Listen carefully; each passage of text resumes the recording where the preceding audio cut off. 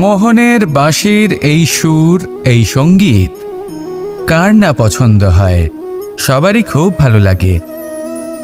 এবার এই সুর আসে কোথা থেকে? কেউ বলবেন কৃষ্ণের হৃদয় থেকে।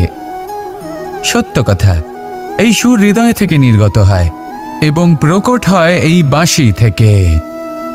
এই বাঁশিটাকে দেখুন, এই ছিদ্রগুলি দেখুন, প্রত্যেকটা সুর থেকে নিজস্ব একটা স্বর নির্গত হয়। এবার যে ব্যক্তি এই সমস্ত সুর এবং স্বর বুঝতে পারেন, এতে নিপুণ, তিনি এই বাঁশির দ্বারা যে সুর নির্গত করবেন তা তো মধুর অবশ্যই হবে। এবার জীবনের সাথেও কিছুটা এরকমই ঘটে। জীবনের কিছু নীতি থাকে, অর্থ, কুটুম্ব এবং আধ্যাত্মিক। যদি জীবনের প্রত্যেকটা মুহূর্ত সুখময় হয় এরকম আপনি চান, তাহলে এই তিনটি নীতিতে আপনাকে নিপুণ হতে হবে। কোনো একটি বিশেষ নীতির প্রতি যদি আপনি বেশি ঝুঁকে পড়েন, তাহলে বাকি দুই নীতি থেকে যা সুখ লাভ করা সম্ভব তা পারবেন না।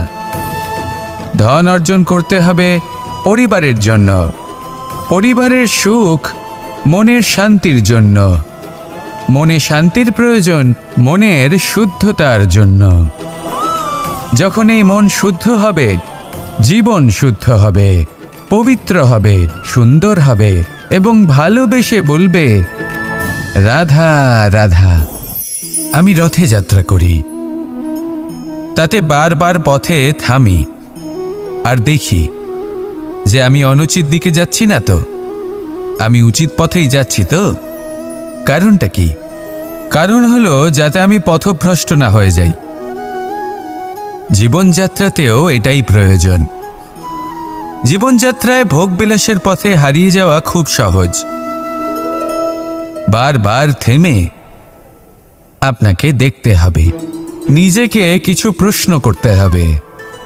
আমি কি আজ সেই কর্মই করছি যেটা আমি করতে চেয়েছিলাম? আমি কি আজ সেই জীবন যাপন করছি যেমন আমি যাপন করতে চেয়েছিলাম? যদি এই প্রশ্নগুলোর উত্তর হ্যাঁ হয়, তাহলে এগোতে থাকুন, নয়তো থেমে যান এবং বিচরণ করুন। মনে রাখবেন, এই সংসার অত্যন্ত জটিল আর এতে হারিয়ে যাওয়া অত্যন্ত সরল। সেই জন্য নিজে থেকে বারবার থামা এবং জীবন চিন্তন করা অত্যন্ত আবশ্যক। তাহলে সেটাই করুন আর আমার সাথে ভালোবেসে বলুন, রাধা রাধা। আমরা যখনই কোনো যাত্রায় যাব বলে মনে করি, তখনই আমরা প্রস্তুত থাকি আসন্ন বিপদের জন্য বা সংকটের জন্য। যেমন যদি আমাদের মনে হয় যে আজকের পরিবেশ খুব ঠান্ডা হবে, তাহলে আমরা গরম বস্ত্র ধারণ করি বা সেটাকে সাথে নিয়ে যাই। যদি মনে হয় যে বৃষ্টি হতে পারে বা বৃষ্টি হয়ে চলেছে, আমরা দেখছি, তাহলে আমরা একটা ছাতা সাথে নিয়ে নিই। আমরা প্রস্তুত থাকতে চাই এবং এটাই উচিত, এবং সেই কারণেই আমরা যাত্রায় সাফল্য লাভ করি। কিন্তু যদি আমরা কথা বলি জীবনযাত্রা নিয়ে, যা কিনা সব থেকে বেশি গুরুত্বপূর্ণ, তাহলে তার জন্য আমরা পূর্ণরূপে প্রস্তুত থাকি না। আশেপাশের মানুষ, এই সমাজ, আমাদের সাথী, আমাদের মিত্ররা যে কোনো মুহূর্তে বদলে যেতে পারেন। সেই জন্য আমরা নিজেদেরকে কখনো সাবধান করি না, কখনোই নিজেদের প্রস্তুত করি না। আমাদের এটা কখনোই মনে হয় না যে এরকম হতে পারে, আর সেই কারণেই শেষে গিয়ে আমরা অত্যন্ত দুঃখ পাই। একটা অমূল্য শিক্ষা আছে যেটা আমাদের লাভ করা উচিত, সতর্ক থাকা উচিত। এই জীবনযাত্রার জন্য শুধুমাত্র এই পরিবেশের বিষয়ে তথ্য সংগ্রহ করা বা তাকে অনুমান করা, এটুকু হলেই চলবে না। আমাদের আশেপাশের মানুষজনকে দেখতে হবে, তাদের স্বভাব পরিস্থিতির ওপর নজর রাখতে হবে। যখন তারা রং পাল্টাচ্ছেন, নজর রাখতে হবে, তা অত্যন্ত আবশ্যক। পরিবর্তন আপনার জীবনে অবশ্যম্ভাবী, সঠিকভাবে তার সম্মুখীন হন। আসুন আমার সাথে ভালোবেসে বলুন, রাধা রাধা। কথায় আছে যে স্বপ্ন এবং লক্ষ্য হলো একটি মুদ্রারই দুটি দিক। যতক্ষণ না স্বপ্ন দেখছেন, ততক্ষণ বুঝবেন কি করে আপনার লক্ষ্য কি? স্বপ্ন দেখে যদি নিজের লক্ষ্য বুঝতে পারেন, সেটা পেতে চান, তবেই সেটা লাভ করতে পারবেন। কিন্তু স্বপ্ন এবং লক্ষ্য, এই দুইয়ের মধ্যে একটা ভারসাম্য রয়েছে যেটা বজায় রাখা প্রয়োজনীয়। একে আমরা বলে থাকি পরিশ্রম। দেখুন, যদি আপনি স্বপ্ন দেখতে চান, তাহলে পরিশ্রম ত্যাগ করে নিদ্রা লাভ প্রয়োজন। কিন্তু যদি আপনি লক্ষ্য লাভ করতে চান তাহলে আপনাকে নিদ্রা ত্যাগ করে পরিশ্রম করতে হবে। তাই আলস্য ত্যাগ করুন এবং সিদ্ধান্ত নিন যে আপনি কি চান। আপনার জীবনের এই তুলাদণ্ডে স্বপ্নের পাল্লা ভারী হওয়া প্রয়োজন নাকি লক্ষ্যের? আমার মতে এই দুইয়ের মধ্যে যদি ভারসাম্য বজায় রাখেন তবে পথ নিজে থেকেই সামনে আসবে। শুধু সেই পথে অগ্রসর হতে থাকুন এবং আমার সাথে ভালোবেসে বলুন, রাধা রাধা। ঈশ্বর আসলে কে? সংসারের বেশিরভাগ মানুষের কাছে ঈশ্বর হলেন এই সংসারের রচয়িতা, পালনকর্তা। কারোর কাছে উনি জ্ঞাতা, কারোর কাছে উনি হলেন আস্থার প্রতীক, আবার কারোর জন্য শুধুমাত্র অন্ধবিশ্বাস। কিন্তু এই ঈশ্বর কি কোনো শরীর, নাকি একটা বোধ, নাকি শুধুই শ্রদ্ধা? ঈশ্বর হলেন তিনি যিনি হলেন আপনার ইষ্ট। সেই জন্যই তো গুরু, মাতা, পিতা এনাদেরও ঈশ্বরই বলা হয়েছে। যাদেরকে আমরা ঈশ্বর বলে মনে করি, যারা আমাদের ইষ্ট, তারা আমাদের একটি পথ দেখান, একটি দিকে চালিত করেন। সেই পথে চলে আপনি শুভ কর্ম করতে পারেন। আর যখন কোনো ব্যক্তি তার ঈশ্বরের আদেশ পালন করেন তখন সে নিজে থেকেই শুভ পথে অগ্রসর হয়ে যান। বেশ কয়েকজন মানুষ ঈশ্বরের ওপর আস্থা রাখেন এবং ভাবেন যে অনুচিত কোনো কাজ করা উচিত নয়, ঈশ্বর দেখছেন। ওনারা ভয় পান যে কোনো অনুচিত কর্ম করলে কে জানে তার পরিণাম কি হবে। এমন অনেক ব্যক্তি রয়েছেন যারা ঈশ্বরকে বিশ্বাস করেন এবং জানেন যে ঈশ্বর তাদেরকে দেখছেন, তাই যে যে শুভকর্ম ওনারা করেছেন তার ফল তারা অবশ্যই পাবেন। এবার আপনি ভয় পেয়ে ঈশ্বরকে বিশ্বাস করবেন নাকি বিশ্বাসের দ্বারা ঈশ্বরকে বিশ্বাস করবেন, সেই সিদ্ধান্ত আপনারই। কিন্তু হ্যাঁ, যদি আপনার মনে ঈশ্বরের জন্য কোনো স্থান থাকে, যদি আপনার কোনো ইষ্ট থাকেন, যদি আপনি কাউকে ঈশ্বর মনে করেন যার প্রত্যেক আদেশ আপনি পালন করে থাকেন, তাহলে বলি ঈশ্বর কখনো আপনাকে অনুচিত পথে চালিত করবেন না। আসুন আমার সাথে ভালোবেসে বলুন, রাধা রাধা। আপনারা সবাই একটা গাছের পাতাকে দেখুন। যতক্ষণ পর্যন্ত গাছের সাথে, মানে গাছের ডালের সাথে জুড়ে থাকে, সে সবুজ থাকে, বাতাসের সাথে সে নড়তে থাকে। যতক্ষণ পর্যন্ত ও সূর্য থেকে পাওয়া রশ্মির শক্তি গাছে পৌঁছে দেয় ততক্ষণ ও ডালের সাথে যুক্ত থাকে। কিন্তু যখন সেই পাতা শুকিয়ে যায় তখন তার কোনো গুরুত্ব থাকে না। সেই পাতা গাছের ডালে এবং বৃক্ষের কাছে বোঝা হয়ে থেকে যায়। এবং এমন এক সময় আসে যখন সেই ডালটি শুকনো সেই পাতাকে পরিত্যাগ করে। এটাই আমরা এই প্রকৃতিতে দেখি এবং এটাই হলো সত্য। আর এটাই আমাদের জীবনে খুব বড় একটা শিক্ষা। যদি আপনিও নিজের জীবনে নিজের আপনজনদের কাছে বোঝা স্বরূপ হয়ে দাঁড়ান, তাহলে তারা আপনাকে যতই ভালোবাসুক না কেন, ওনারা যদি নাও চান তাহলেও এমন এক দিন আসবে যখন আপনার আপনজন আপনাকে পরিত্যাগ করবে। সেই জন্য সবসময় আত্মনির্ভর হয়ে ওঠার চেষ্টা করুন, নিরন্তর পরিশ্রম করতে থাকুন। কারোর উপর বোঝা হয়ে থাকবেন না, বরং তার সাথে মিলে দায়িত্ব পালন করুন। এমনটা করবেন তাহলে আপনার সম্মানও বজায় থাকবে এবং সম্পর্কের মধ্যে আপনার মূল্যও বজায় থাকবে। আসুন আর আমার সাথে ভালোবেসে বলুন, রাধা রাধা। প্রেম 2.5 অক্ষর, মাত্র 2.5 অক্ষরের এই শব্দ প্রেম, এর মধ্যে ত্রিলোকের এবং সমগ্র ব্রহ্মাণ্ডের বীজ নিহিত আছে। এমন কি আছে যা এই প্রেম করতে পারে না? যেখানে শক্তি এবং বিদ্যা প্রয়োগ করে আপনি কিছুই করতে পারবেন না, সেটাও প্রেম দ্বারা অর্জন করা সম্ভব। প্রেম চাইলে পাথরেও ফুল ফোটাতে পারে। প্রেম চাইলে ন্যাড়া পাহাড়ের বুক চিরে নদীপথ তৈরি করতে পারে। চাইলে নিরক্ষর ব্যক্তিকে সংসারের শ্রেষ্ঠ জ্ঞানী করে তুলতে পারে। শুধুমাত্র এই প্রেমের জন্য সবার দুষ্টু কানাই ঘনশ্যাম হয়ে উঠেছিল। শুধুমাত্র এই প্রেমের টানেই ত্রিলোকের স্বামী দ্বারকাধীশ নির্ধন সুদামার পদসেবাও করেছিলেন। এই প্রেম হলো সংসারের সবথেকে বড় শক্তি। এই সংসারের আধার হলো প্রেম। এমন কিচ্ছু নেই যা এই প্রেমের পক্ষে সম্ভব নয়। যেখানে বিদ্যা এবং শক্তি সাহায্য করতে পারে না, সেখানে এই প্রেম আপনাকে জয়ী করে দিতে পারে। তাহলে আসুন আর আমার সাথে ভালোবেসে বলুন, রাধা রাধা।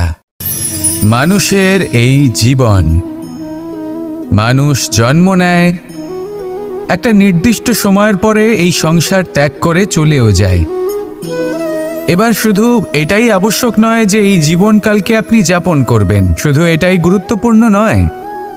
আবশ্যক এবং গুরুত্বপূর্ণ হলো এটা যে এই জীবনকালে আপনি এমন কিছু করেন যাতে এই সংসারের মঙ্গল হয়, যাতে এই সংসার আপনাকে মনে রাখে, আপনার থেকে প্রেরিত হয়, আপনার মতো হতে চায়, প্রত্যেক বছর আপনার জন্মতিথির অপেক্ষা করে, এমনভাবে আপনার জন্মদিন পালন করে যাতে সেটা মহোৎসবের আকার ধারণ করে। এবার এই জন্মদিন এমনি এমনি মহোৎসবে পরিণত হয় না। তখন হয় না যখন কোনো ব্যক্তি রাজার রূপে বা কোনো গোয়ালার রূপে জন্মগ্রহণ করে। তখন পরিণত হয় যখন একজন মানুষ জন্মগ্রহণের পরে এই সংসারকে কোনো শিক্ষা দিয়ে যান। কিভাবে একজন মানুষ গোয়ালা থেকে রাজা হতে পারে, কিভাবে একজন মানুষ অসত্য থেকে সত্যের পথে চলতে শুরু করেন, অধর্ম থেকে ধর্মের পথে চালিত হতে পারেন, কিভাবে অন্ধকার থেকে প্রকাশের দিকে যেতে পারেন, কিভাবে নিজের আত্মাকে পরমাত্মার সাথে মিলিত করতে পারেন।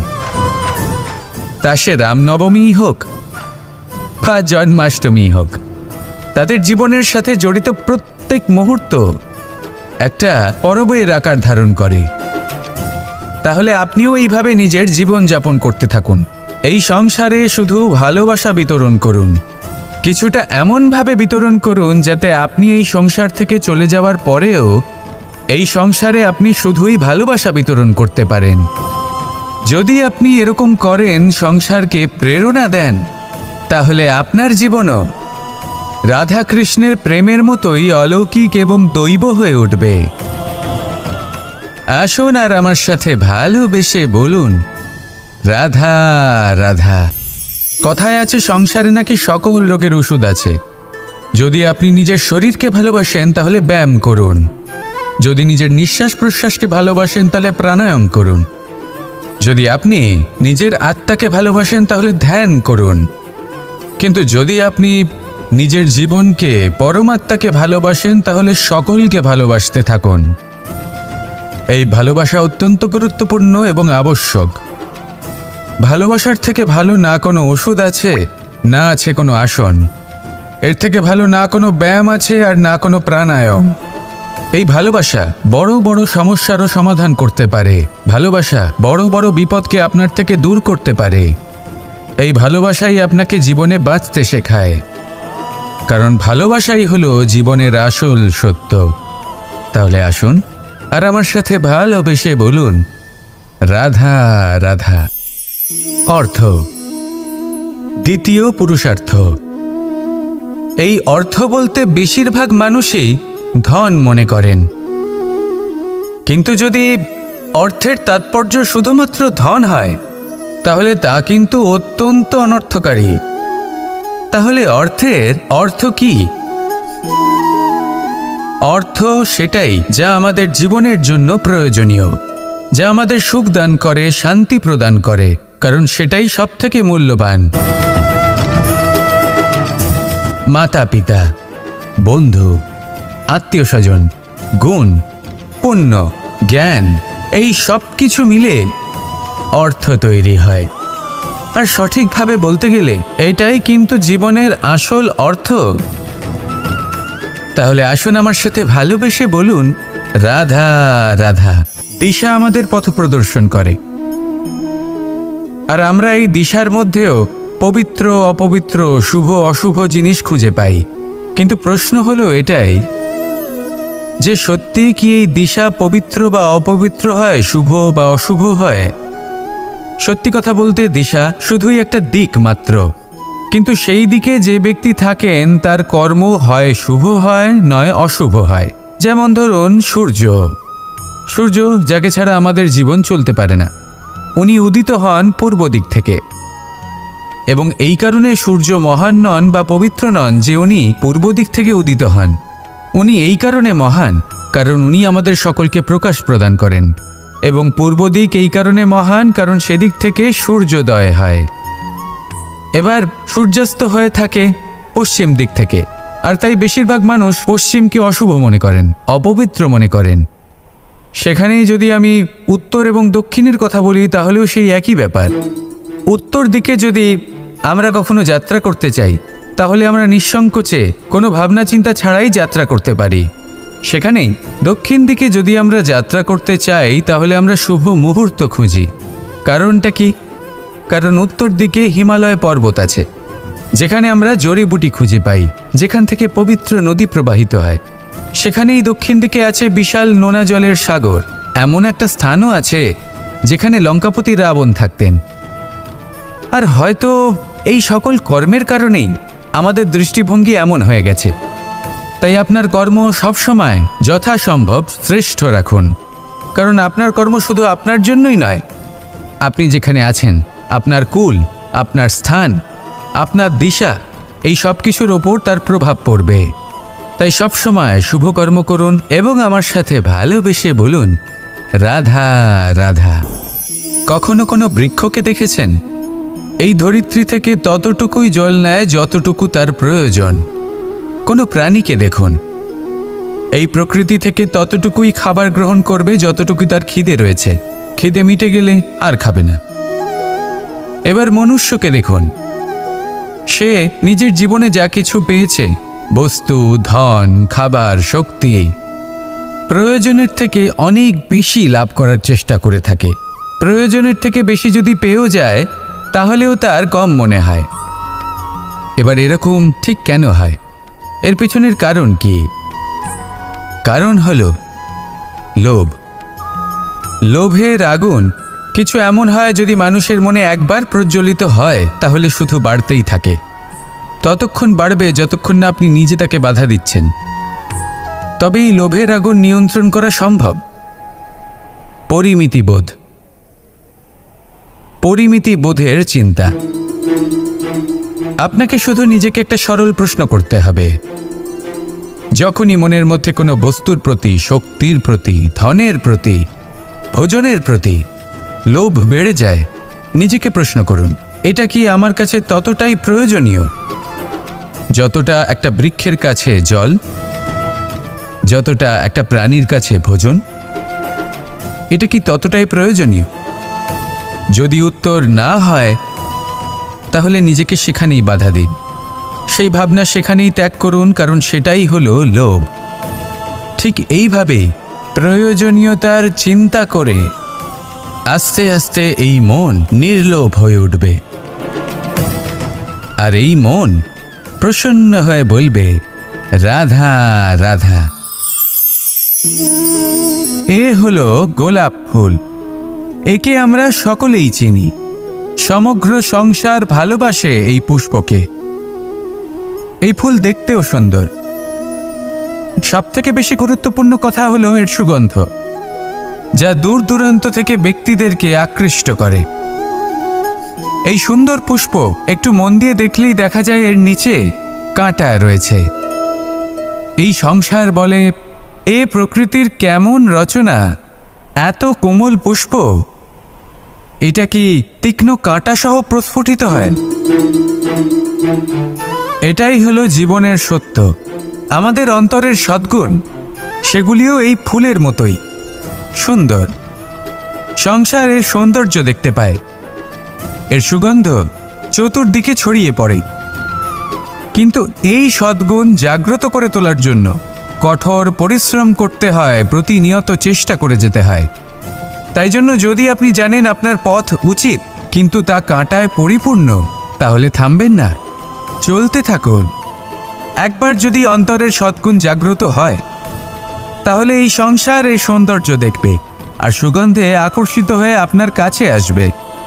এই মন, এই জীবন প্রসন্ন হয়ে বলবে, রাধা রাধা।